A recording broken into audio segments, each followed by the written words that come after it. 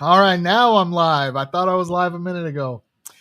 Welcome back. Good evening, everybody. We have Darryl Foye tonight from Chimaera Geckos. I'm going to try to get this one right like I just got it a minute ago. But yeah, we look forward to spending a good hour with him talking leopard geckos and, his insight on the hobby. Quick announcement. We do have a Crested Gecko podcast coming up real soon, probably in March. We're not just sure yet, but Georgia Cresty's Josh Brown. That's going to be our host, and you'll be looking forward to that in the near future. So, that being said, don't forget to like and subscribe to the channel, like the show, and we'll see you guys in about 60 seconds.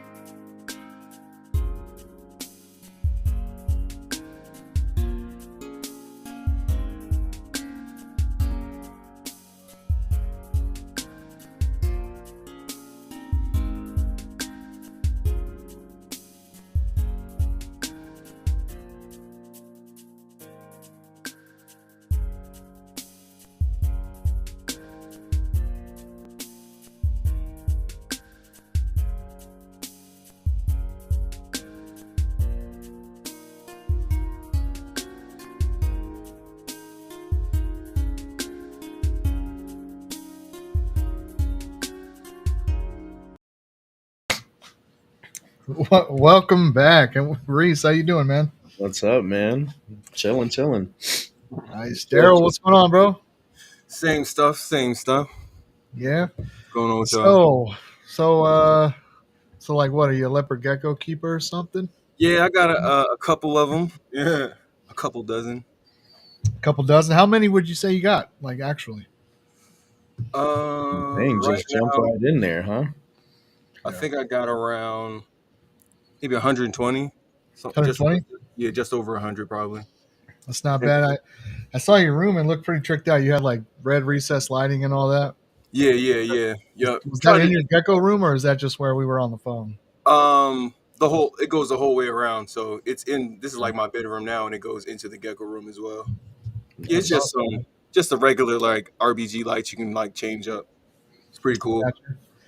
Well, for those of us who don't know how to pronounce the name, obviously I knew it. I remember talking to Riys, and I don't think you knew the pronunciation. Is that correct?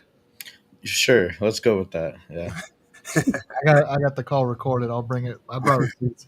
But yeah, go ahead and let us know. How do you say your hobby handle? What do you call it? Chimaera. Chimaera. Now, for those who don't know, what is a chimaera? I mean, to my understanding, like just putting together, like basically like splicing different genetics and stuff like that of different animals. I like what comes to mind is what was that show? Full Metal Alchemist, I think it was. If y'all familiar, yeah, that's where I first heard the term, and I thought that was pretty cool. Yeah. Yeah, when I first saw it, I thought it was cool. It was Chimaera. That's, yeah, definitely fits. Chimaera. Yeah, that's how he used to say it. Chimaera. Word. Joe, you watch anime? You watch stuff like that? My kids will send it to me sometimes, and then I'll watch it. So, like Arcane. Yeah, that was yeah. That was hard.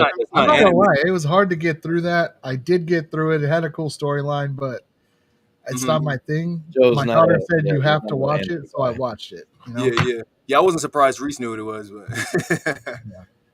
Oh no, I'm big on anime, Marvel, all that stuff, bro. Yeah. Word. But yeah, that's where I first heard the term Chimaera from. That kind of stuck with me. I thought that was pretty cool. It actually fits, right? Fits perfect, in my opinion. So, a couple of things. Tell us a little bit about you. How long have you been with us in the hobby and doing your thing? Where are you from? I'm from Philadelphia. I think I got into the hobby. I had leopard geckos a long time ago, but like really trying to like be a breeder and like know what I'm talking about and do it right. I would say I got into the hobby maybe late 2021, or maybe late 2022. I don't remember exactly, but I do know that I came in after after the Pandemic. yeah, after the pandemic phase and the Black Knights, I know were like on the decline kind of as far as like pricing and stuff like that. But they were still pretty. That was what was hot when I got in. You know. Black Knight. Okay. Yeah, for Well, you've sure. been around about the same time as us, pretty much. Yeah, yeah. I think a little less. I think a little less, but because y'all were in the hobby before I the started pandemic, collecting in 2020. Nah, and then my first season was 2021. So 2021. Okay, yeah. Yeah. so you were before that, right? No, my first breeding season was 2021. I started collecting in 2018 though. So Okay, I just didn't breed for 3 years. I didn't want to. So okay. Yeah. I actually didn't want to breed in 2021. I've kind of touched on it a bit. My kid put a gecko down and they paired, and so it was like, all right, let's get going. Mm-hmm. Um, but I've been doing it since then, and it's been pretty cool. So I think we got the same breeding time frame. It's not Word, bad. word, word, So, word. Philadelphia is the weather out there, man, isn't it? It's cold like most of the year, or it might half the Yeah, year. I mean, I won't say most of the year, but I would A say, good bit. what did you say? Like a good bit though, right? Yeah, yeah, yeah, yeah, for sure. I mean, it's cold right now. I know that. So So, what kind of for others who live in the cold, do you see a lot of you know interesting things that you got to change up when it comes to like incubating and things like that, keeping that warmth to the geckos, yeah, stuff like that? Touch base yeah. on a little bit of that for us, won't you?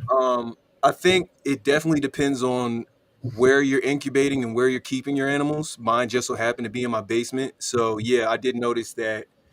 And I have like the Hooverbator, I think it's called, like the styrofoam like standard Yeah. incubator. It is kind of hard to hold a temperature. What I did was run an extra piece of heat tape through it. So basically, I have a thermostat with two probes into Okay. the incubator just so I can keep the temperature high enough to even keep it at like 85. But yeah, if I didn't do that, it was no way I was going to get males. Pretty much, it was hard to keep it at like 80. Mm. So So Yeah. you've been struggling to produce males up yeah, there. yeah. That's kind of I kind of crazy. figured it out like towards like it starts to heat up, like maybe like June, July, like towards the end of the summer. I can Yeah. keep I can dial So it so in. basically, you kind of have to do gender according to your seasons in Mm-hmm. real life. You know what I Yeah, mean? Like yeah, hatch your yeah, males in the summer, hatch yep, your females in the winter. hmm That's pretty. It's kind of wild. You can't control it. You know what I mean? yeah, Like yeah. most people, Right. I weather mean, controls it. I could just put the incubator in a different room, but it's all good, you know. I like Yeah. I probably will hatch my males later in the summer. I would say I just keep that in mind now, which is also interesting. How like year after year, you start to see like how to take care of your own collection, right? I start to see like your food bill increase and decrease with your offspring for that year, or like with me, I like during the summer, I like to have, we were talking about the fan before. I like to have a fan going in the room, Hmm. but it gets so cold here that I have to shut my windows, and then I rely mostly on like an air purifier. But I still don't like that as much as having like fresh air coming into the room. Yeah. Yeah. You know, but yeah, figuring out like what you have to do as an individual breeder to maintain your collection is Yeah. that's To adapt where you're at. yep, Yeah. for sure, for So sure. do you just run one incubator? You just have one? Yeah, for now, where I'm at right now in my collection and what I want to do, like I don't need to necessarily like I have to make males this year or I have to make females. Yeah. I like to incubate maybe around like 85 and just kind of like Let it happen. roll the dice on whatever. You know what I mean? So what about when you're working on projects and you need like a specific male or female? I'm just hitting that year this year. You know what I Okay. mean? So I'm you're gonna just try and hitting do it. that this year? Yeah, but I mean like it's like I only need males from like one pairing. Like this year I probably do 10 pairings. I only need males from one of those pairings. So I'm still probably just going to roll the dice. Like Okay. it isn't So that. how do you pick your males? You got a lot of females or you got more females than males? Yeah, definitely, Okay. definitely. So how do you pick your males for your projects? Um, I think it depends. Like with me, I'm basically trying to carve out a line, right? So it's like I'm trying to hash out, do I pick the male that has a bit of everything that I'm looking for, or do I pick the male that has the pattern, and I put him in a group, and then the male that has the saturation, I put him in a group, or the male that has like the temperament or the size, and then I work each of these groups separately, and then kind of like combine them further down the line. So I'm still trying to hash out what I want to do as far as that approach, but right now I'm just picking, obviously if it's healthy, it is in the on the chopping block for whether I move it forward or not. But if it's pretty much, I'll hold it back, or I know what it is that I'm looking for. And All right. what is it you're looking for? Uh, Pattern, color, saturation, Just size. like everybody. Yeah. I like size. I like a big giant head on my males. It's pretty cool. Kind of like Nice. a pit bull. I like that a lot. Yeah, I've bought males. They had nothing else going on for them but giant head on them. So yeah, I like that a lot. Yeah, I like that's actually one of my favorite phenotypes on a male as well. That big, thick, and like just massive looking Yeah. beefy head. Like, yeah, the ones you gotta like watch your fingers when you're reaching in his bin. You know what I mean? That's Joe all day on the phone. Don't bite me. Don't bite me. Don't bite me. Breeding season, the males bite. I don't know why, man. They all bite. So are you careful? Like, yeah, what you were touching before then? Yeah. Yeah. And honestly, like they don't. I have dozens that don't. But whenever one does snap at me, it's a male, and it's usually between like late December up till April, just because that's when I, Yeah. Nice. when I breed. But it's always those ones. You know what I noticed, that it's always a bandit. Like anything with if it's a firebolt bandit, if it has bandit in it, those bold stripe bandits, whatever they are, something about them. They have that angry face on them, and they got the personality to match it. And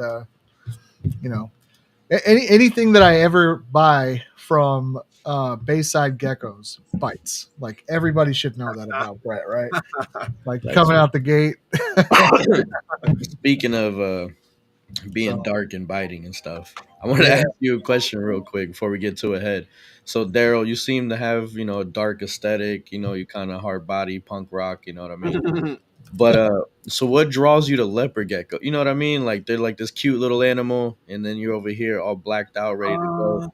You know what I mean? Like what draws you to these beautiful little creatures? I mean, they're reptiles. I think I wouldn't call them cute myself, but you know what I mean. They're reptiles. I guess They that's cute, they simple cute. as that. I like snakes. I like more of the ground dwelling animals. Because when I was like decided that I wanted to breed reptiles, I was looking at cresteds too. But it was like I like the color palette and what's going on with crested geckos, but I don't like that's like a real gecko, like the bug eyes stick on the glass. I was like, I'm more of a lizard. I'm more of a lizard guy, even though obviously they're leopard geckos. Like I like bearded dragons and stuff like that. So that's why I chose leopard geckos. You know what I mean? The ground dwellers. I like that a lot. Yeah, for sure. Gotcha. For sure. So going into obviously 2021 would be your first season. You've kept animals before. It sounds like you like a lot of different ones. Do you consider yourself obviously a big part of this community? And then like what kind of stuff in this community do you feel like you would give as advice for doing your part? Doing your part in the community. I think YouTube is doing your part, really. Like, making your post on Instagram or Facebook is, that's part of the community as well. But I think just the way things are going and have been going, like if you are running I wonder who he's talking about. One of us. Yeah, right. Yeah, I'm just catching up on comments. Keep going, bro. Don't get distracted. No, I'm distracted already. What was the question? Doing your part in the community. Oh yeah, YouTube. I think that's just huge. Getting on video and actually putting out content. It could be as simple as showing, your evolution, right? I've noticed that a lot of us kind of go through the same phases. Like I started off with stir lights stacked to the ceiling. You know what I mean? I started off with that, making my own racks out of wood and getting used to heat tape and like if we all showed that progression, I think it would be, good content for the next wave of breeders coming in. So it's not like, like I want to be a leopard gecko breeder, and then you go to YouTube and then you see what Riys has behind him, right? We're looking at what, couple hundred, couple grand. It's just like seems like so crazy, but it's like nah. A lot of us didn't start off with that for sure. No, for sure. No, definitely. I had a bunch of backyard tanks from Facebook Market, Craigslist. Oh yeah, I was great on. I was selling Too. I got videos on my Instagram where I had like the shelf with just 20 gallon, 20 gallon, 20 gallon, 20 gallon. And Mhm. I was just like, man, that's a lot of glass to clean. And I was like, I'm never gonna be able to afford racks, but little Mhm. by little, little deals, little breeders getting out and picking up a hatchling rack from one or two people here and there. So, and Yep. then eventually saved up and stuff, and yeah, grabbed a good one. But Mhm. man, yeah, it's not easy. So Yeah. yeah, Yeah. For sure. Yeah, a couple of the things that I'm noticing a lot lately is there's more content dropping. Even Reese brought that to my attention last week.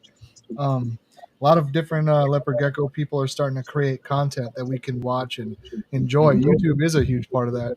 Yeah. That's why we host here. I've been hit up a few times about hosting this podcast in a bunch of different areas, and I'm like, That'd be cool. well, I'm not. Yeah, but I mean, I need to be more tech savvy. But Yeah. I mean, yeah, I'm in web development school now, so who knows where I'll be in 6 months with that. But as part of the hobby, yeah, I mean, I noticed your logo has a specific look to it. I was wondering if you could tell me a little bit about it. Like, what is that? Um. Are y'all familiar with what is this movie called? I think it's called Watchmen. Watchmen. I was just Yeah. thinking that in my head.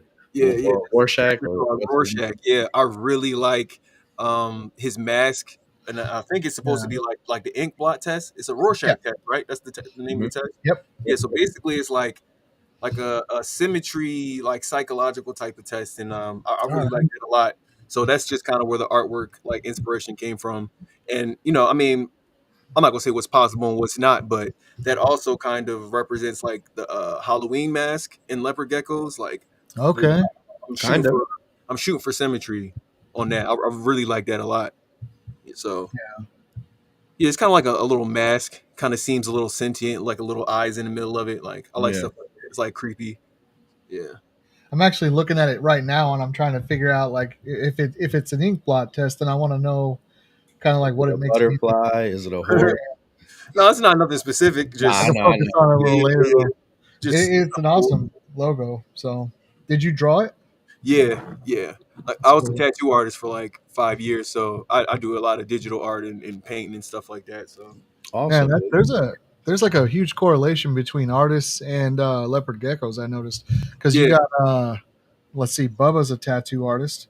Um, man, he's gonna get mad at me if he sees this. I There's do like art. oh Reese. right, obviously. Reese does art. Literally did this Who painting right wants to here. help me in the comments? Really cool guy, Right, New right, York. right. New York. He does tattoos. Yeah, we got Oh, quite a few. Kevin. My daughter Kevin. does art. Kevin Oh, Farron. Yeah, thank what's his you. handle?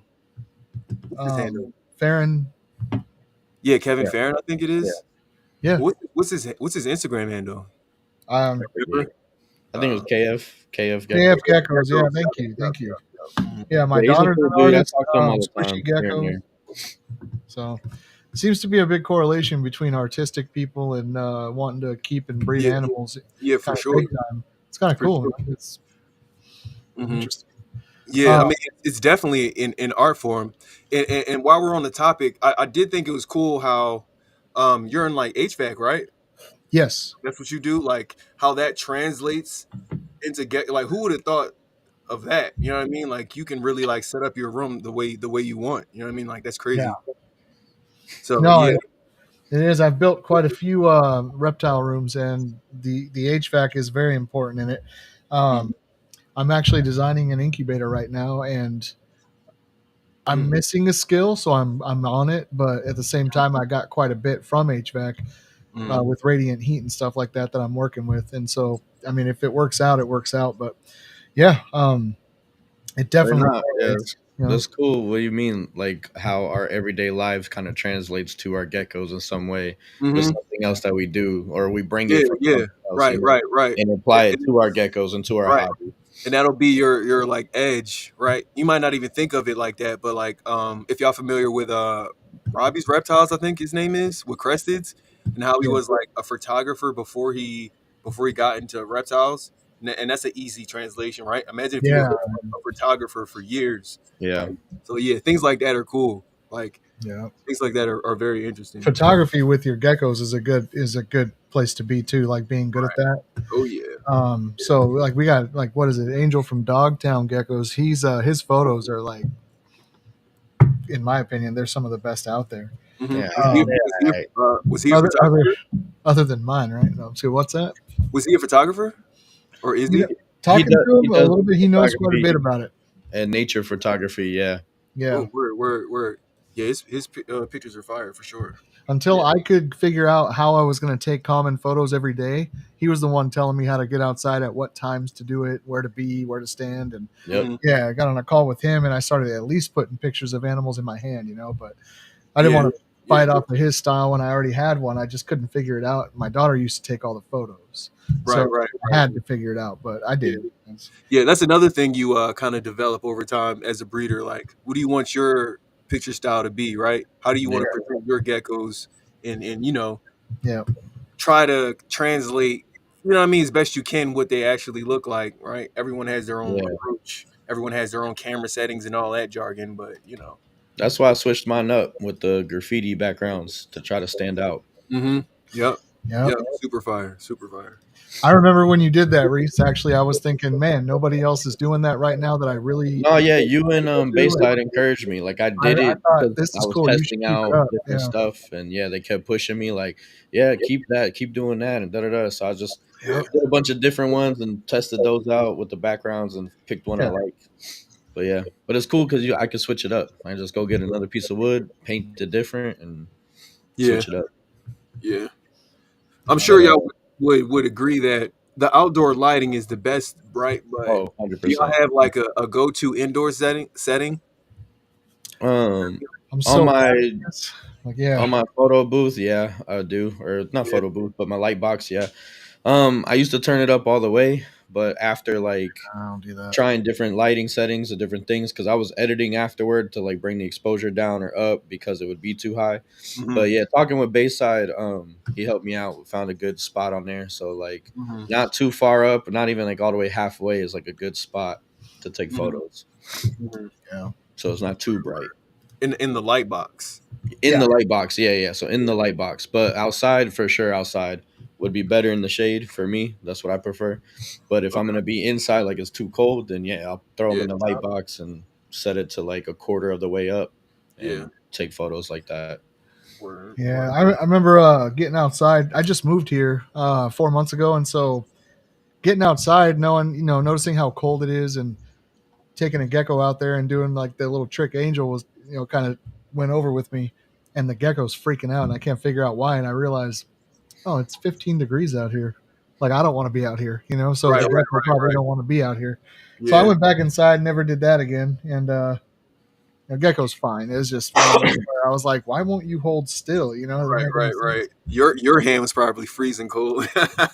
Bro. Like, yeah, I went and picked up a punching bag in town last night at like 7, not even late at night, but it was 5 degrees outside. I loaded it in my truck, and within 5 minutes, my hands wanted to fall off. I'm thinking I was out for 5 minutes, but Yeah. Yeah. anyway, yeah, guy had an Everlast for sale. I went and grabbed it.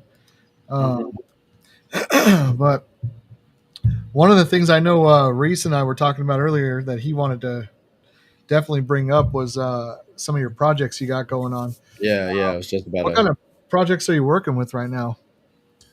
Um, I'm still trying to decide if I want to like push it to be a head free thing or bell.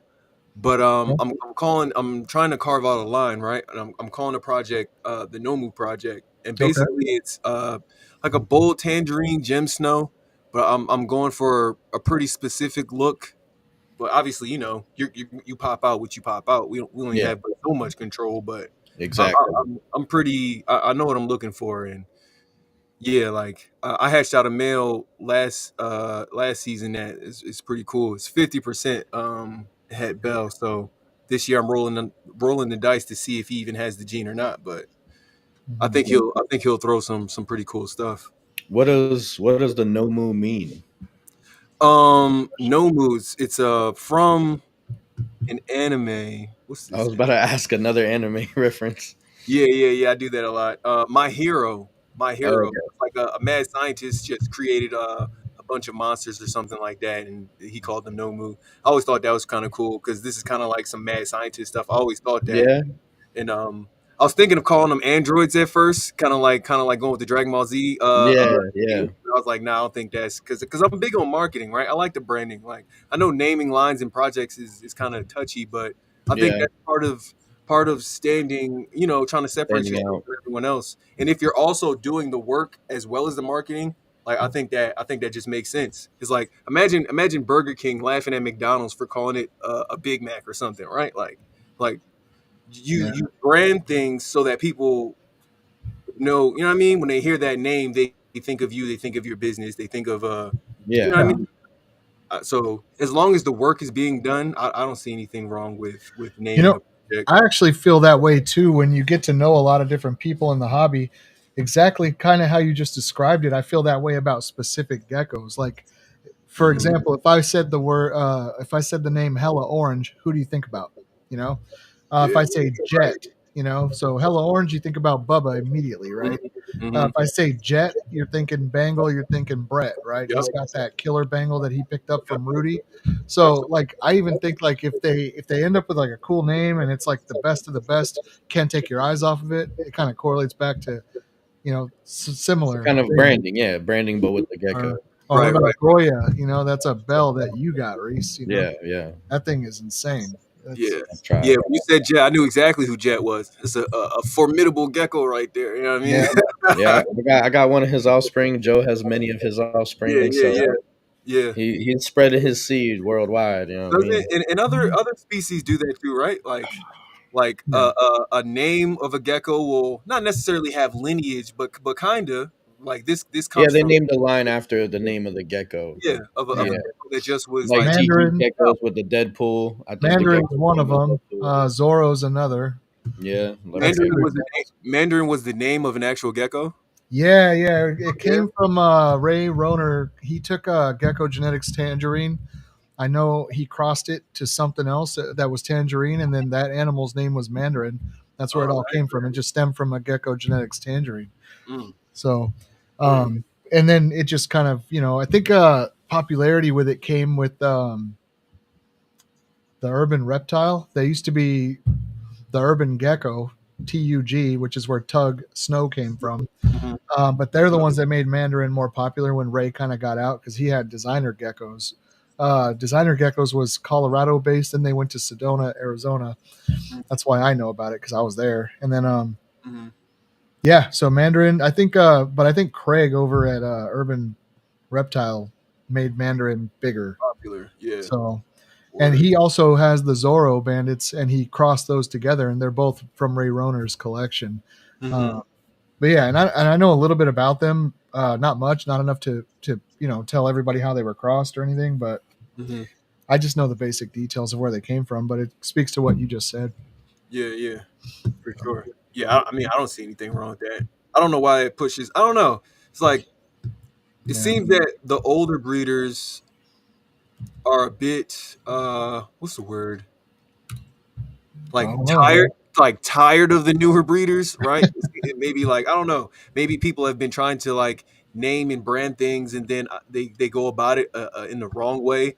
So Yeah, anybody that names things now or is even trying to do so, they just I yeah. don't It know. gets looked frowned upon, even though Yeah, you're putting I in the can't work quite and you're figure out trying to why. do it correct. Yeah, and Yeah, then they just kind of shit on it anyway. and then another thing that's interesting is like you can reach out to the bigger name breeders, these guys who like been doing it for a while, and I still haven't been able to really get a solid answer. It's like in your opinion, when is it appropriate to name a line? Well, like straight up that question, like let me pick your brain on that. And it's always this kind of like gray area, like you know, Hmm.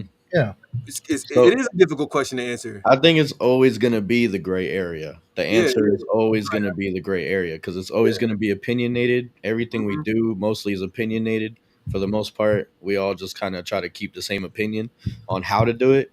But yeah, I just think it's going to be one of those things. As long as you feel it's a line and you're Hmm. replicating the same thing over and over, you're reproducing the same thing and it all lines up, then I don't see a problem. So Yeah. But it's just how you feel.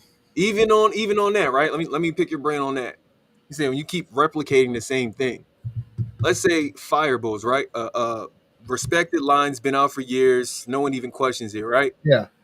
There's always going to be so much genetic diversity in your offspring that you're still going to pop out. Like if you got 10 babies, you're still going to pop out. Maybe not 10 different looks, but more or less like they're going to look. You're not going to get a stripe every time. More or less, some are going to have more pattern. Some are going to have more color. Some are going to show more greens. So it's like it seems to be also opinionated on what But um that's where the work and the line breeding comes into play. You can have those multiple things, but that means your line's not there yet. You know what I'm saying? So Yeah. once you can find what out of those 10 looks that you saw, pick that one and keep redoing that, and then all the offspring are very similar, and you have one that looks a little odd. Then you can start feeling like, okay, now I'm on the line. Literally, I'm working there. It's getting there. It's the work is starting to show through. I feel Hey, like when that happens, then yeah. I want to circle right back to this. I think we should discuss when it's appropriate to name a line. But before I do that, Darryl, talking to you in the beginning, you kind of had my mind going off with the incubator thing, and I started to look into this real quick, and I'm going to share my screen. You mentioned heat tape. I started thinking small closet, and I thought, well, who wants to commandeer an entire small closet in their house? So I started looking at these.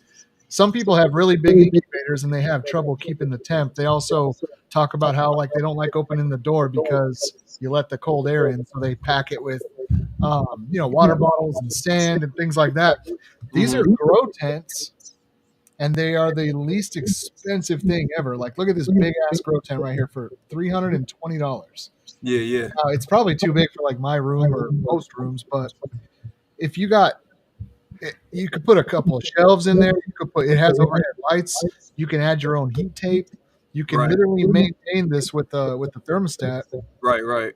at any temp you want, No, that and looks you can legit. step inside before you open up your incubator. You can zip it back up behind you. Right, right. Yeah, it's For funny. I had everybody watching, this is I'm gonna do this. I so don't know. What do y'all think? so my first thought is like seems it'd be super cool. Like I'm thinking like content YouTube, that'd be super cool to watch a video on that. But Yeah. I go like, am I really gonna fill that up with eggs though? Like I'm gonna put like Yep. 30 So, eggs in a 6x4. well, right here, like this is big enough for you to step inside. You'll be kneeling a little bit. It has this up here for you to circulate the air if you want to. You can add your own heat tape. It sounds like you know Yeah, yeah, what you're doing with the heat tape and the thermostat. So I mean, this right here could be something where when you open it up, you don't lose a lot of that air. But yeah, just as a kind of an idea I just had, I was like, man, I wonder if I should try this or not. But yeah, yeah, yeah. Yeah, that'd be super cool. I mean, that's basically what it's made for, right? To and hold the then temperature yeah, really Yeah, for fast. I know holding people use that for like holding Legos humidity and too, stuff. right? Hmm. So, but yeah, like getting back on track with what we were talking about. You said you had trouble with obviously getting any of the breeders to tell you, like what their opinion is on when you have a line. I think it's understanding what a line is, and I don't know that it's necessarily a time frame because if you think about, you mentioned Firebolt, I I don't think know the that's still time being frame. worked on. What's that? Oh yeah. Yeah, I think that's still being worked on. Oh, Yeah. interesting. And then there's Red Diamond, the same group of guys out in Italy that started both of those. I think Red Diamond was something like 2 or possibly 3 seasons, and they named it. And then Firebolt was a couple seasons as well. And when they described how they made it, it was a very simple, easy couple season process. But they Mm, created something that is definitely different. And then right. from there, I think that you have a line, in my opinion, when you have something different and then you've bred it, you've proven that you can duplicate over and over what you put into it, and that look you like that is different can be duplicated. You can Yeah. replicate it over and over again, and then Hmm. from there you start line breeding it. Like what Bubba says here. Yeah, his project is one thing, but yeah, exactly. Yeah, yeah, I like that. What Project Bubba is one thing, but when you're ready to take your project and call it a line and then line breed it, that's when you have a name. You have something you should probably put your stamp on. Mhm. And it doesn't matter. Like, you're always going to get hate for it. Just let the Yeah, hate for be in the sure. background. It'll go away in 5 seconds. Like, because it's For not that sure. big a Sparks deal. in the wind, dude. For And sure. the thing about the hate is, and the criticism is real simple to me. You could say you have a line, and I could be polite and be like, "Dude, that's awesome, good for you." I don't have to buy it. If I don't Right. think it's a Right. line, I don't have to buy it. And if other people do, not my Right. problem. Right. Yeah. Right. And if For they sure. sell it and they say, "Hey, I got these animals, and these are, like blank check geckos," I'm like, "Okay, you got some blank checks from, Paul over here at whatever. That's Mhm. cool. I didn't really consider that a line myself, but I didn't hate on him, and Yeah. Right. I just Right. don't Right. buy them, right? Because I know that they're, old school bold tangerines or whatever they are, So Right. Right. Right. it's just in the hobby, I think part of the the community talk is just treat each other better, like, and I think Yeah. we're doing that a lot more now, so it's pretty Mhm. cool. But I'm getting a little preachy, and I No, know I'm my seeing I'm seeing a good shift in positivity yeah, in over the Mhm. last 2 years for sure. Mhm. Um, with more content coming out, more people just coming together to hang out and talk geckos versus yep, beefing. Mhm. Like, and everybody notices the old heads. They kind of want to stay out, so it's like, all right, we'll stay out. We'll continue to hang out and talk. And then the positivity kind of sometimes attracts them to come and hang out too. Sometimes Yeah. they Yeah. still, For they sure. still For don't sure. care. Sometimes they don't care. They're already at that point. Like, dude, I've seen Yeah. it Yeah. all, heard it all, whatever. Yeah. So it's cool that we can build on both levels with newer people and then still yeah, kind of bring in some positivity with some older people that have been around for a while. yep, Right. For sure. Because with every community, you got to have the OGs to learn from, no matter what. Right. right, Right. Right. yep, All the way to the tribes and the Indians and everything. We always had the chiefs, the older people that you learn from, passed down, and so Right. we always got to have those people around, even if they, get on our nerves or something or Right. yeah, Right. whatever. Right. yeah. Yeah, we definitely got to So have them around. what's your take on what I just said? What do you think about it? Like, Darryl, not Reed. Sorry, Yeah, I yeah. meant to say that. What exactly? Like, What do what's you the? think about what I said about project to line, and then then it deserves maybe a name? Because you're the one you said you wanted to know when the old timers would tell you. I kind of had an idea, so I was wondering what you thought Yeah. about it. Yeah. Yeah. Um. It gets interesting. It gets tricky. It's like project and line, right? Yeah, It's a project when, to my understanding, it's more of a loose group of animals, and maybe you're just kind of starting out and maybe getting some consistency, but it's not quite there yet. And when it's a line, is when you said you're starting to get more consistency and it's unique, and that's when it like crosses over into a line. yeah, But it's like, I don't know, because it's like I was thinking, you know how I don't know if you have heard, but like some lines, or let's call them groups of animals, right? Some groups of animals have, I've started to hear some rumors here and there, maybe showing some signs of like maybe some neurological issues, or some, it might be a one-off gecko here and there, but it'll be things like neurological issues, or very very poor like infertility and things like that. And to me, I when I see that, I start to think of maybe line breeding a little too close, or maybe those animals were in need of bringing in some newer blood. So it's like, to me, that's the line. The line is a closer group of animals, a very very, like, you know what I mean, like a yeah. very tight line. But if you're going to Bloodline. get, yeah, yeah, but if you're going to get issues and problems, I don't really see the point in this whole like line or project. Is like, Well, if that's I have where to the bring in new outcrossing blood, comes into play. Yeah. but now it's like, well, the outcross still has to be within the line, right? Not So like, necessarily. Hmm. As well, long as you have what? the same phenotype a little bit, you know what I mean? It still has the same look that you're going for, but it can have different blood for you to outcross to make it more healthy and strengthen it. And then add it back to your bloodline later on, to keep it Yeah. going. But you do want to outcross at some point to bring in those healthy genetics. Yeah, it's going to break it up a little bit more, but that's where your health comes into play. So now we're not working on color, we're working back on health. Then we're Right, going to add right, color or pattern, whatever, back into later. That's how you You know, keep right. that big head on that male. but it's like I'm trying to like Yeah. say you're at the point of you think it's a line, so you can't bring in any out crosses, right? Because once you Yeah. cross, is no longer pure, right? Or let's take a red diamond for example. Mhm. If I start to think my red diamonds are starting to show some issues, and I want to bring in some new blood, I Yeah. can't say, hey, I want to cross it to this really healthy bandit over here because I like its structure and its genetics. Because then you're creating something else. So Mhm. so I'm saying like if if Yeah. if if I have to call it a project so that I can bring in new blood and not have to worry about breaking the rules, then I Okay. might just keep it at project. Because if calling it a line means I have to, because then it's just like, what is even a tight line? What is a tight group of animals? That's why I would You like know, to pick an older breeder's that's mind. What yeah. exactly a healthy line?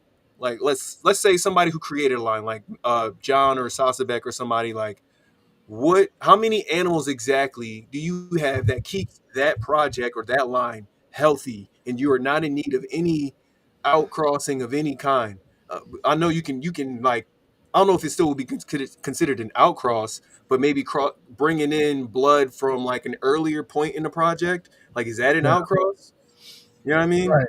No, and you're absolutely right about the once you have what you consider a line, the moment you outcross it, and you Mhm. should Yeah, for genetic diversity, you're definitely obviously onto something else. something different, But right? that I would say for everybody using red diamond as an example, there's nothing wrong with the term tremper tangerine. Like that's a fine term, and you could say from red diamond lines outcrossed once. Put the percentages there. There is a way to break down morph percentages. It's not the same as genetic percentages, but there's a way to do it. And we could probably even put a little thing on here for folks to watch and know how But to do it. It's real easy to do, but I think it's fine, especially if it looks great. Like, hey, I crossed this, and it was line bred up into a point. This is the first outcross for genetic diversity. I'm real proud of it. Look what it looks like, and it's from red diamond lines. It's a Tremper tangerine. That's a cool Yeah, thing to do, in my opinion. yeah, right, right, There's right. nothing wrong with that. So, but but see, you are right though. Once you take it and say, hey, this is the line, It's like when those animals go or stop breeding, you don't have that line, right? yeah, You've yeah, outcrossed it. So, but that's why I was making the point of pick something that looks similar to what you're already going for, like as close yeah, as you can. So that way, when you do outcross it, you're still aligned with your project and your line. It right, just yeah, isn't, you know what I'm saying? Like, don't outcross it to something outlandish that's just gonna right, right, completely right. change it. You Yeah, I know get what I what mean? Try to stick within the same funnel that you're going yeah, into. yeah, But the phenotype. I get what you're saying. The phenotype will line up, yeah, but but it might not be the it same won't, genetics, but yeah, I get but what it you're won't saying. be pure anymore, Yeah, right? yeah. It won't be a pure line.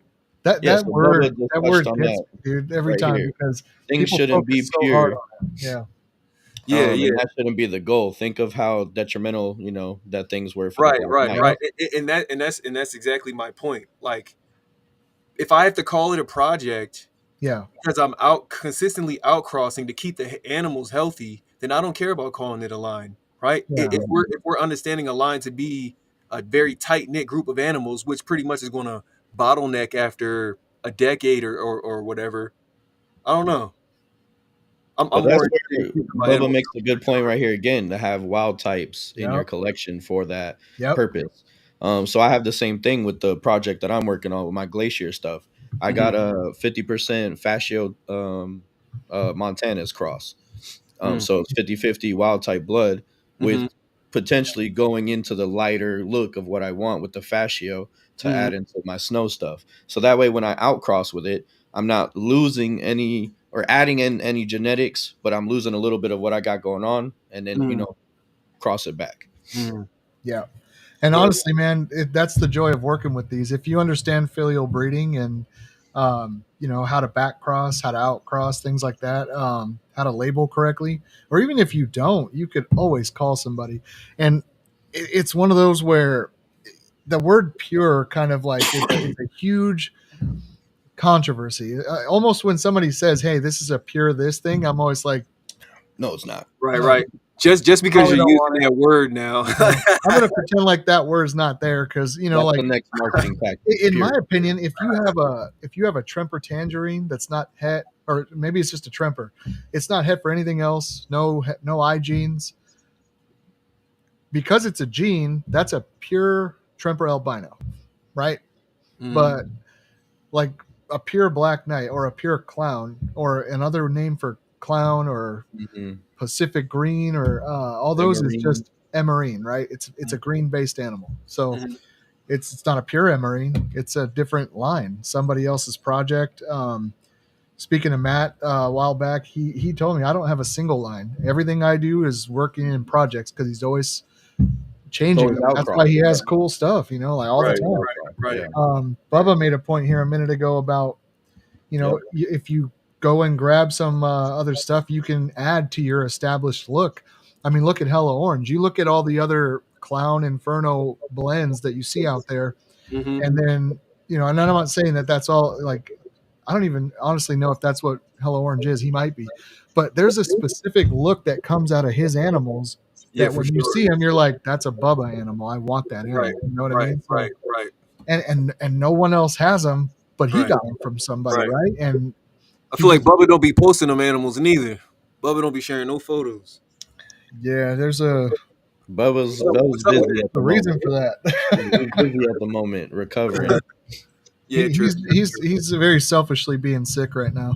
Yeah, I, he's got I don't know asthma. why he does that to me, but I pray for him. So you know, Word, but word. yeah, but yeah, no, absolutely. The word pure just kind of like Yeah, I just kind of ignore it.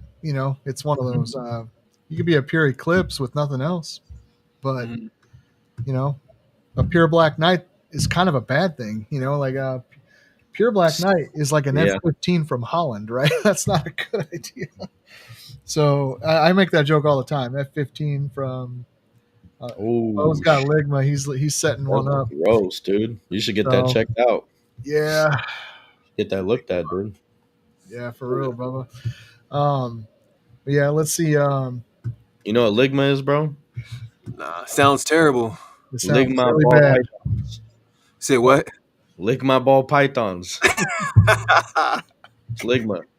There you go. That's a Oh whole man, other hobby, bro. We're not in that that'll community. that'll put you in the hospital. Yeah, don't lick ball pythons, dude. Come on, Yeah, brother. What's wrong with you? there you go. But no, I think that's good, bro. Like, uh, you know what I mean. So you're learning how to establish your line. So that's what you're Yeah, trying to yeah. figure out for your Nomu stuff, right? Hmm. Yeah, So for sure. with your Nomu stuff, are you trying to be bell heavy? Because I know you got a lot of different things going on, right? Like you Mhm. different phenotypes. You got gem snow in there, Yeah. tangerine, bold. Mhm. What else are you trying to add? You know what I mean? Like what lines are you using to make that for your project? A lot of banded stuff. A lot of mixed animals, right? And I look at that as kind of buying like a condensed, like that saved me some time. Like Yeah, I crosses, a bunch of crosses. Yeah, yeah, for sure, exactly. Yeah. Like Firebolt, Gem Snow crosses, Bold Stripe, Gem Snow. Like I made it a point to get like I got like a 1.5 from BM Gecko, and I think I got like a 1.4 Okay, from I forget. John because I wanted to make a point to like bring different breeders' animals together, and then that's how I would make my own animals. So even though it was still like all gem snows, like I still wanted to combine a couple different breeders' animals, just to try to like really like get my own stuff, try to Yeah, like build make your own group. books. Yeah, but So while you're building your group, where do you find like, okay, your time is done here. You're no longer part of this mm, group. You're gonna I'm go. I'm bringing in new blood now. You've yeah, done your yeah. work. Like, what is that for you? Like, what is that process? I'm still hashing that out, and I definitely would like to pick y'all brains on that because even before my first season, I was thinking of it like, damn, I just paid $1,000 for this male, right?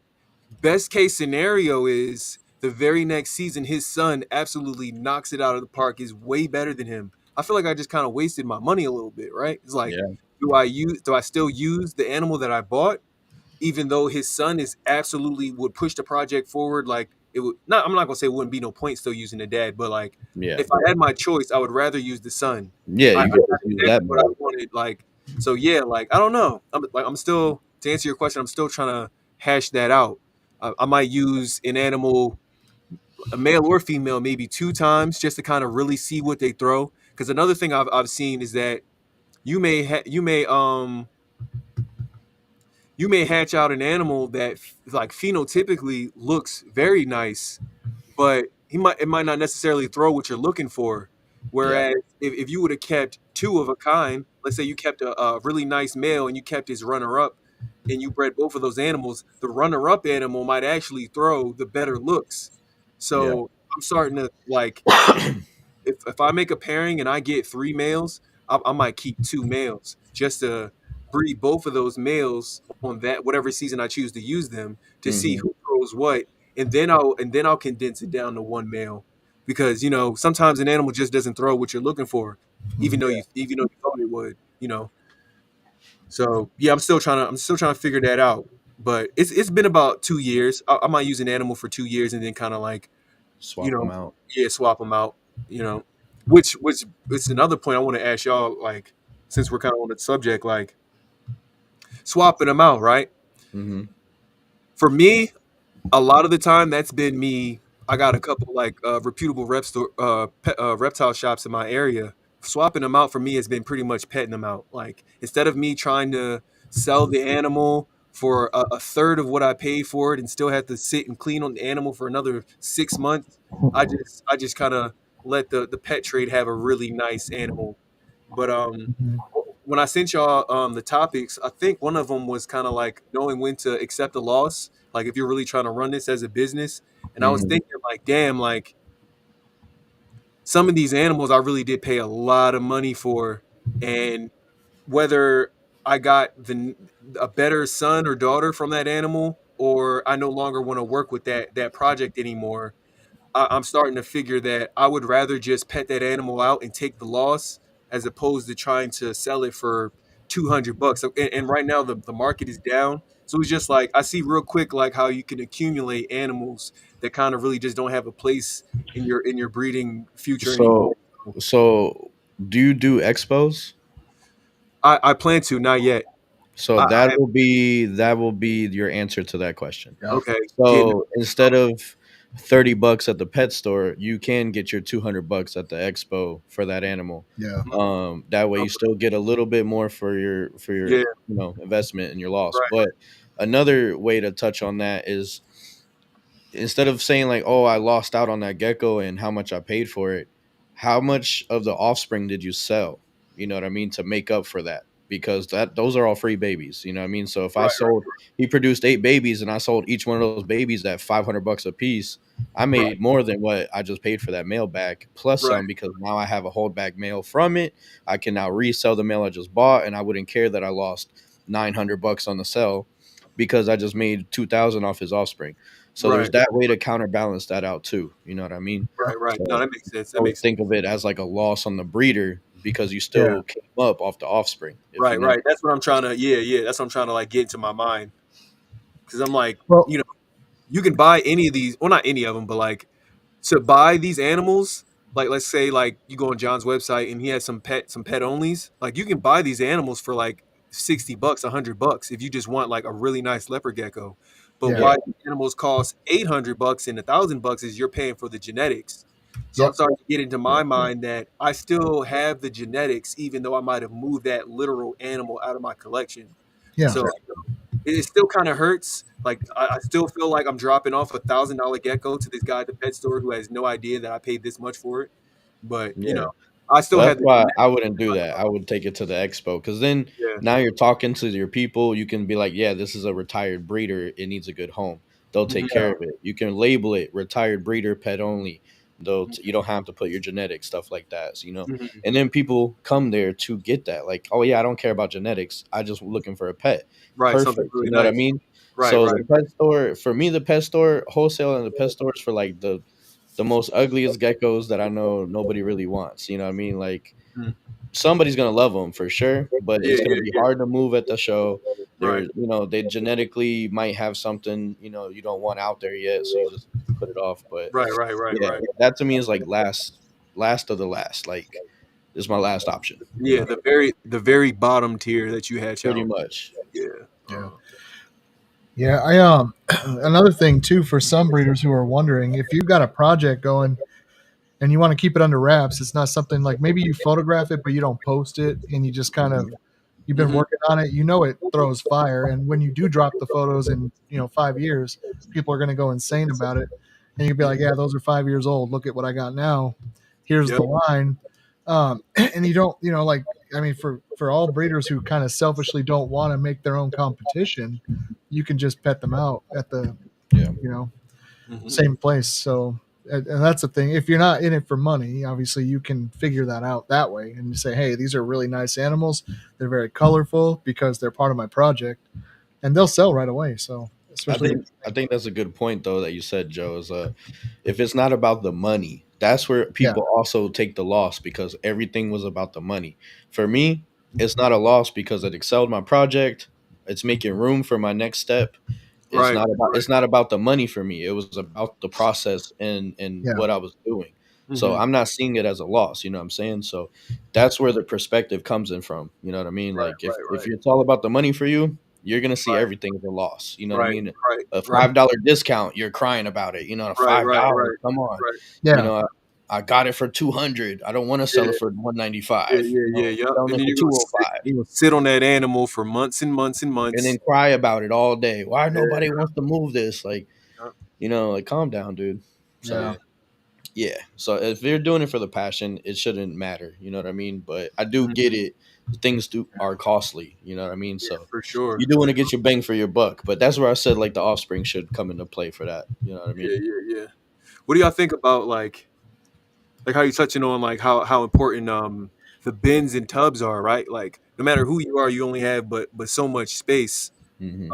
My question is like how many animals would you say you've accumulated that really don't have a place in your breeding program, but maybe you have like sentimental attachment to? Because I know I have a couple. Like I have a couple females that lay terribly, but they're so like nice, and I like to you know what I mean. They're still beautiful, and I'll Yeah. still Yeah. like hold them and stuff. Like so, I'm calculating like yeah, this is how like in another 5 years I'll have a whole rack of animals that probably aren't really breeding for me, but I don't want to drop them off at pet stores because they're just too Hmm. nice. You know what I mean? So how many would y'all say y'all have right now?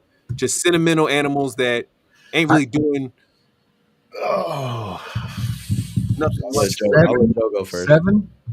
7 of them. I got seven. Yeah, my daughter had the 7-year-old. She has three, and I'm not allowed to sell them. One of them is pet store quality, Mm-hmm. but still, she loves that animal, so it Yeah, hangs yeah, out yeah, there, yeah, and it's not ever going anywhere. So yep. about seven, and then also there's the genetic library aspect of it. You're not breeding everything you have, but I don't want to have to go and buy it and wait for it every Right, time I want to add something. So you pick right. up stuff that won't exist in 5 years, or things like that. So those are there too, on top of your favorites. So Yeah. yeah, it's a definitely a. How about you, Reese? How many pets you got? Just one. The Just first one? one. The first one that I got, yeah. She's Okay. upstairs and put in a 20-gallon. So Oh, she's nice, in a nice. tank upstairs displayed so we can see her as a pet versus Yeah, down yeah, here. yeah. Yeah. So Yeah, that's that's that's that's what a I would whole do. other experience. I like that a lot. Yeah, I feel yeah. like I feel like we're gonna get the big number from Darryl. How many you got? No, I would say probably 5. I, Oh, I've so I been, got the big number. yeah, Damn. yeah, All yeah, of them. for Wow. sure. That's Nah, just because three of them are not Gage mine. Boy has the big number. He said 20. he's got So 20. he's Yeah, got that's a Yeah. whole 20. that's a whole rack. That's all of his. No, I'm just playing. Dang. Yeah, No, yeah, but they're all pets. If it has a name, which all my breeders, I try to have names, they Yeah. do have Same. sentimental value. So Oh it yeah. just depends on the gecko. So I'm sure when some of these are going to retire, I'll have like a rack system upstairs of probably 20 gallons with each one of them, hmm. where we can see them and hang out with them. You still got your 20 gallons, your old ones? Some of them, not all of them, I did sell a lot of them off, but I do have a Yeah, couple I kept back for that reason. So yeah. I was the fish tank god, man. I still got empty 75 gallons around here. So I, Yeah. I I kept turtles for a long time. That was like my real like introductory like me reptile for too. a while. I like turtles a lot. Got Bayside in the building. Yeah, my first one was Yeah. a turtle, dude. Almost ran it over in Florida. I was riding my bike, and it was Oh, just a tiny little thing like this, but it was a different color green than all the other leaves. And so I yeah, just yeah, yeah. naturally swerved, came back, and it was a baby turtle. So I was like, oh, taking it home, took it home, and it died because the hurricane came and I left and the tank dried up. I was young, so I didn't know Oh, what I was doing. yeah, yeah, Yeah, yeah. Yep. Yeah, catching stuff outside was crazy, man. Like we were saying, I live in Philadelphia. There was nothing but, lightning bugs and earthworms, which still was good enough for us. But when I would yeah, take like a trip down south, like to Virginia, there Yeah. was toads and geckos and lizards and all. Yo, I went crazy. Like catching stuff outside is definitely like, Yeah. that probably started it for a lot of us. Like that was insane to me. No, definitely, man. Arizona, we got a lot of desert landscape, and Yeah. I used to go herping all the time. I have I have a western banded that I caught while herping with my kids. I took them out to go, catch and stuff, and then I got one that was just in my backyard. I think it just hatched because I put my hand down and it walked right up on my hand, right in my own backyard. So I brought it with me to Missouri. It was like I keep Yeah, them. yeah. I have two Nice. males. I don't have a female, so I'm like, all right, well, they're just. You know what? That makes 9. They're cool in the same tank. The two No, males. no, they're in different. Yeah, Uh, they're in yeah. different tanks because they're Some both male. species, some species you can get away with that. I was wondering if Yeah, I actually don't know if you can or not, but I could tell you that I haven't done it just because Yeah, yeah, I'd be worried they'd fight. yeah, yeah. True, true. Well, I just wanted to point out, Darryl, we have hit our hour, so Awesome, man. it's up to you if we want to keep going. No, I'm If you chilling. Yeah, yeah. got Yeah, more I to got talk more. about, let's So, go. well, if that's the case, you mentioned neighborhood pet stores. So you also brought up earlier getting to know neighborhood pet stores. How yeah. many do you think you talked to, and how did you get your in with those guys? Funny enough, because I touched on earlier how I was a tattoo artist for like 5 years.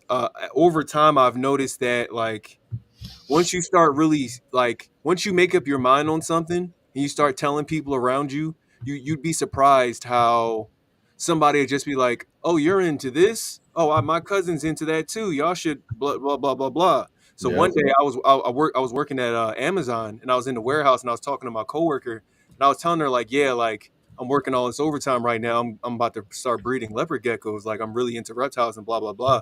She was like, "Yo, my friends just opened up a pet store about an hour away from you. Like you should connect with them. Like they own the pet shop. It's a huge place. You should like go up there." So I pulled up and the place was huge. It's basically like two guys who are really like it isn't like a chain store. It's like two guys who really are passionate about animals opened up a shop. So that was how I got my in. But yeah, went in there, checked out the place, seen how they were keeping stuff. Of course, that's definitely important. You know what I mean? You don't want to just drop off your animals anywhere because you see real quick, even at expos, you'll see how some people keep their animals or man, like 'cause yeah. I was just about to say something about that.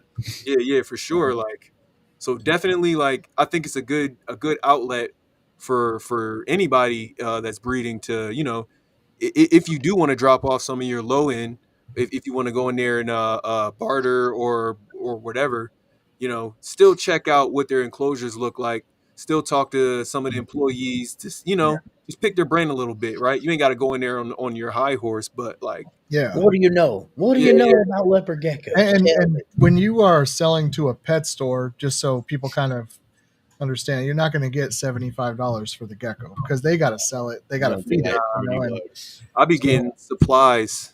I'll trade a lot of that's geckos cool. for like Cricket. calcium. I hate buying calcium. Smart, Calcium is super smart. expensive. I trade for calcium. I trade for soil, cocoa fiber, all of that stuff. I walk out with like 10 things of calcium. Like I do that Smart. all day.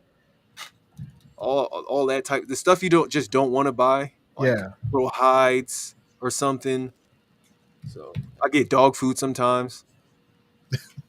Yeah, that's yeah, not a bad trade actually. yeah, yeah. You think about it. Yeah, they treat you like GameStop at some of them, huh? Oh Give yeah, you yeah. give you a shoelace, Hurts. It Yeah. hurts. The two game. large crickets. God.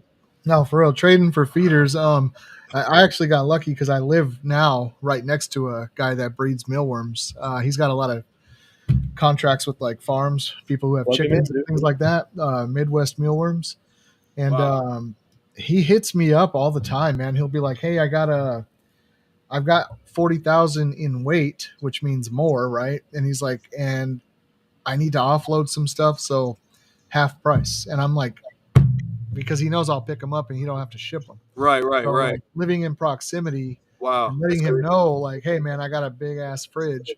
He's like, all right, well, whenever he has extra, I still pay for him, but you know, Yeah. where I might pay $100 for 20,000, no shipping. You know, Mm, sometimes I'll end up getting twice that amount, and it's because he has a need, but I mm. have to get out there and get him that day. You know what I mean? Right, So it right, right. doesn't happen every day or nothing. He's got a business to run, but yeah, it's kind of I was cool. since we're talking about feeders, I know me and Reese was talking about it when we was working out the sound Audio check and check. all that the other day. But when you buy your mealworms, Joe, like Yeah. how much do you buy for? Do you buy enough to feed 2 times, 3 times? Do you gut load and then like refrigerate, or do you just let them chill out in the room until you just eventually work through the feeders? Yeah. So, for example, I fed today, right? So I pulled out 40,000. I put them in different tubs, and then I'll dry feed them. Um, as soon as they heat up into room temp, they'll eat all that.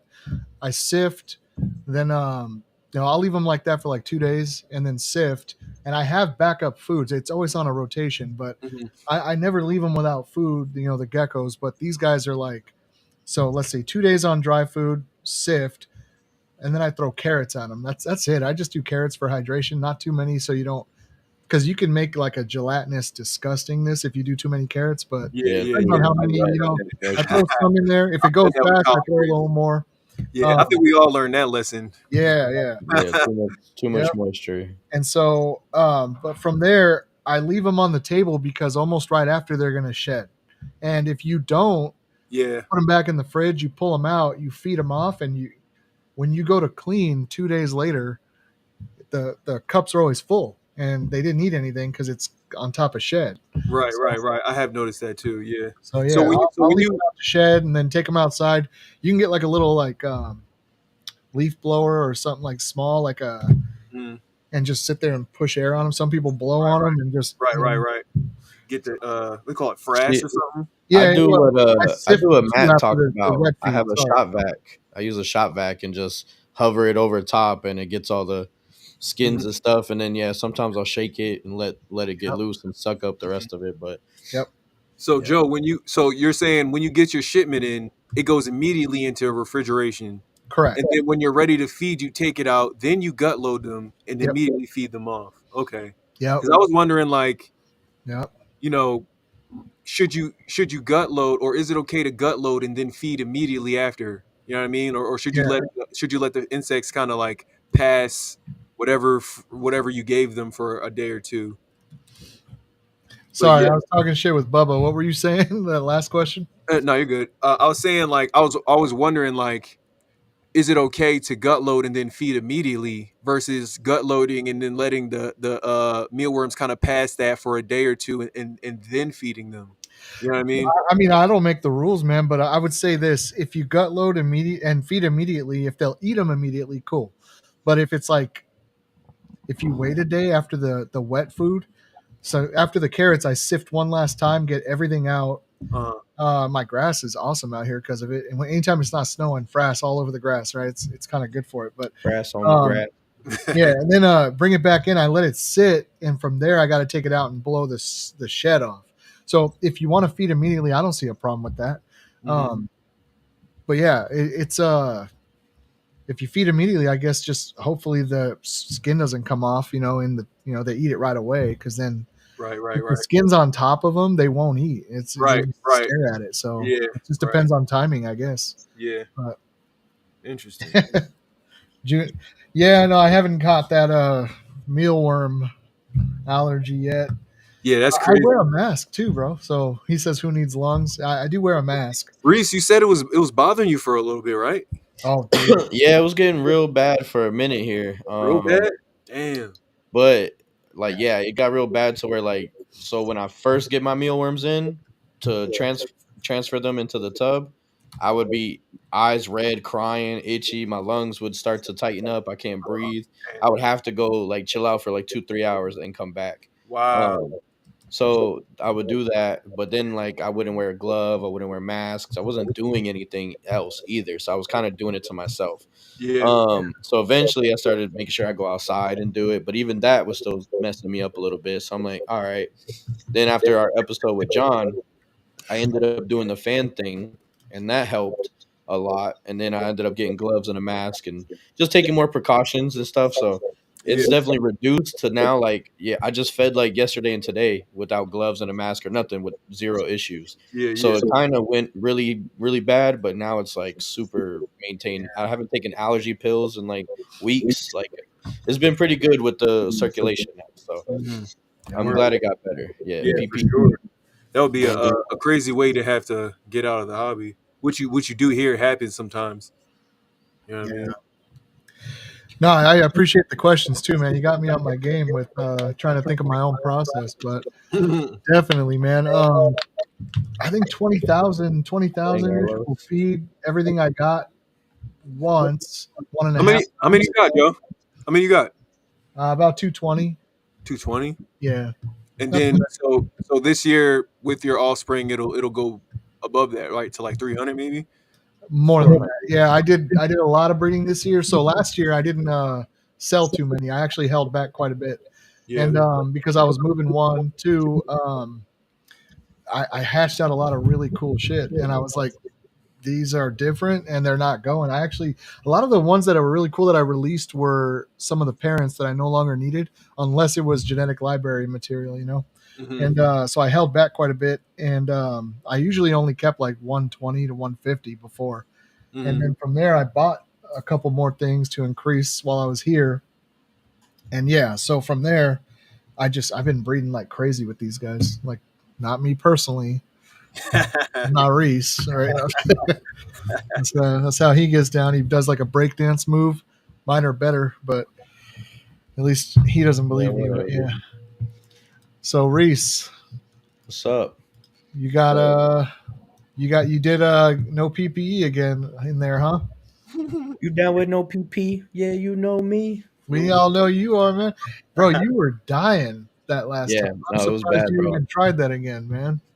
Well, I just get lazy. So, I mean, I still use gloves, but I Yeah. haven't been using the mask and the goggles as much. Yep.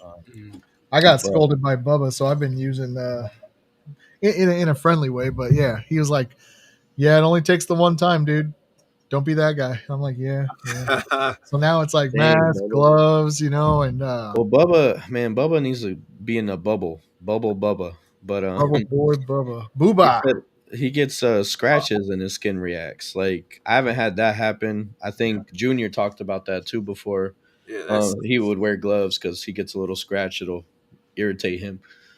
I But got I don't get that at all. So yeah. yeah, you guys get that? You get little scratches? Nah, I mean it'll hurt every now and then, like a paper cut. Like an hour later, you'll be like, "Oh damn, I guess I got scratched because my hand Yeah. hurts or something." But I wouldn't say it got inflamed. But it's not irritated or anything. Nah, nah, nah. But Okay. I will keep that in mind though. You know what I mean? I do typically handle like if I'm going into the room, I'll put on some gloves.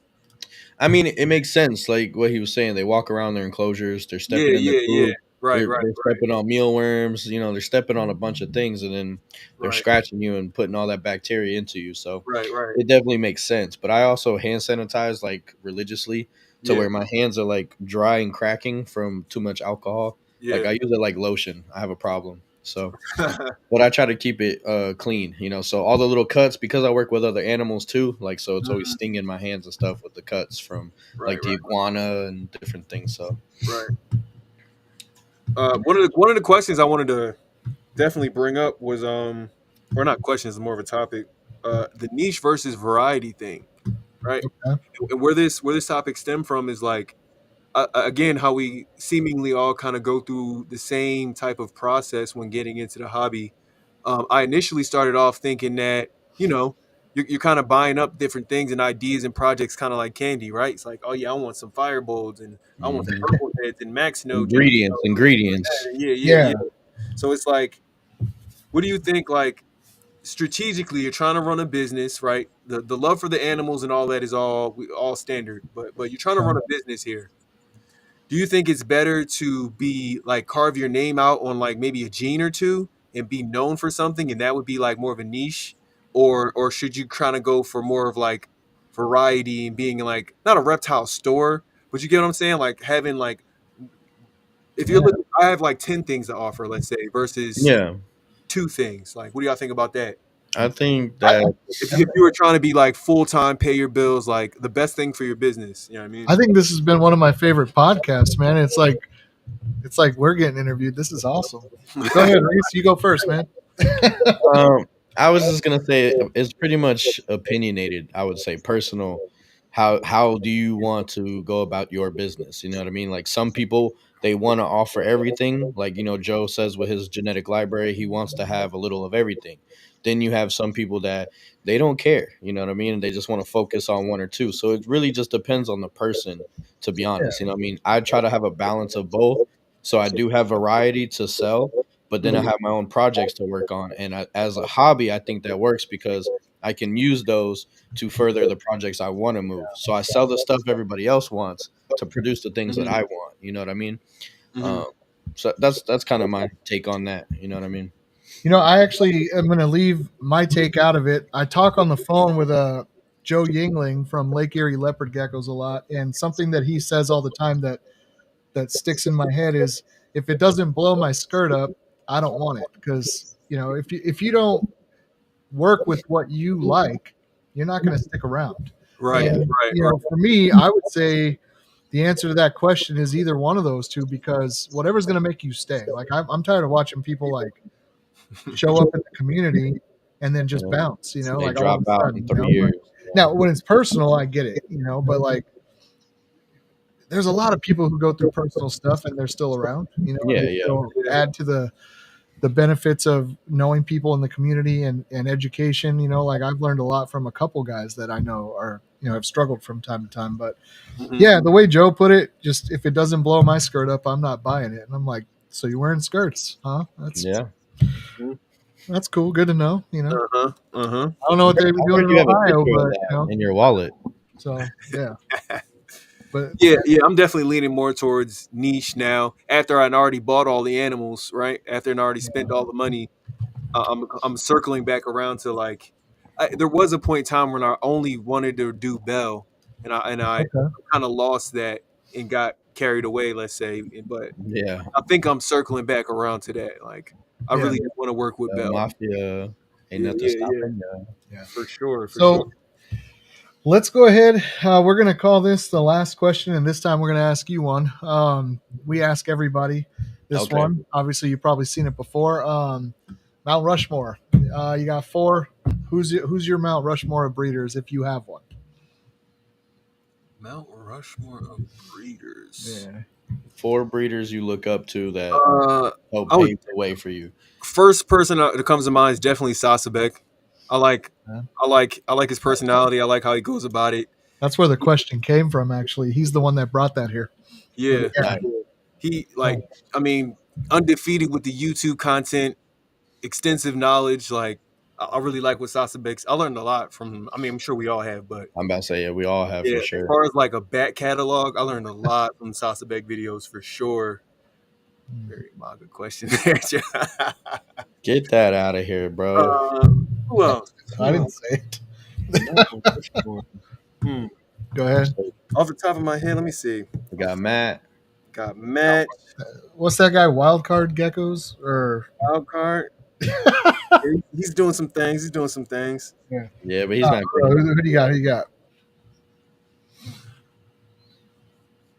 Man, that's the first time anybody's ever been stumped. Yeah. You gotta look up. No one else comes to mind, like, because it's like similar to like the NBA and stuff like that, right? It's like you hear some of these names, and I might be somewhat aware of their work, but I think sometimes you kind of got to be in the hobby with them to truly appreciate what, like, I didn't really see Michael Jordan play. I didn't really see Michael Jackson perform. So I can understand the caliber of what they brought to, their respective fields, but I don't really know. All So right. like the general people that someone might bring up for a Mount Rushmore, like, I wasn't really there to see what they did. I understand, but Yeah. yeah, Sasabek is the only person that really like stands out. You know what I mean? So your Mount Rushmore isn't finished built. It's just Nah, got the one face right now. Yeah, for sure. So me and Joe got time to get up on there. That's cool. That's cool. Oh yeah. Yeah. Right on, man. Well, hey, Darryl, dude, thank you for agreeing to come on the show and spending some time with us. This one's been great, in my opinion. We pushed it longer than an hour because it was entertaining, and we kept about the same amount of viewers the entire time. For everybody who watched live, we love you guys. Thank you for coming on here and spending some time with us, joking around in the chat with us and making it fun. And if you'd like, we'd like to see Chimaera Geckos back on here again because it was such an entertaining time frame. For everybody who kind of knows too, typically Reese and I put a lot of time and effort into categories and what we want to ask. This time we didn't have to. Darryl came with he wanted to ask a lot. He was like, "Hey, I want to talk about these things." For sure. It made for an interesting show, so we might be changing something up here. But yeah, no, I definitely learned a little bit today, and I enjoyed talking with you, man. Yeah, dude. Appreciate it, man. Appreciate it. Yeah. Before we go though, guys, don't forget to check out our new show coming up, Crested Conversations. It's coming soon with a new host, Josh from GA Crested. So he's gonna basically be doing what we're doing, but for Crested Gecko content. So if that's something you're interested in, go check it out. Go learn about those things too. We are the Geckoverse, so we are trying to expand our minds past leopard geckos and be cool with all geckos out there. So check that out. You belephorous. And go follow your boy Chimaera on Instagram. And where else you want to plug in at? You said you got a YouTube coming? Yeah, YouTube's coming. It ain't worth following right now. But yeah. Follow me on IG for that right now. For sure. Gotcha. Cool. Yeah. Sounds good. Well, thanks everybody. Everybody have a good night. You two hang tight. I'll see y'all later.